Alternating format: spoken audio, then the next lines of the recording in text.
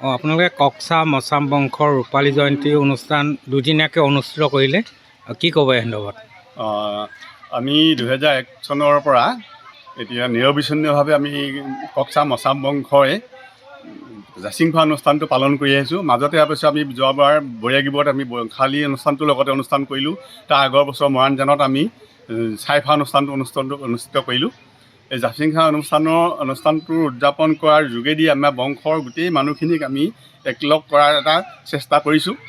এই চেষ্টাটো কিমান দূৰ সফল হৈছে আমি নাজানো।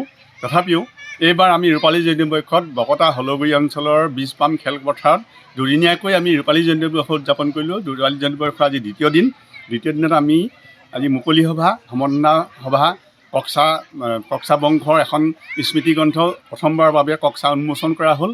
লগতে গোটেই বংশৰ মানুহখিনি গোট খাই আমি এটা প্ৰীতিভোজ কৰিলোঁ।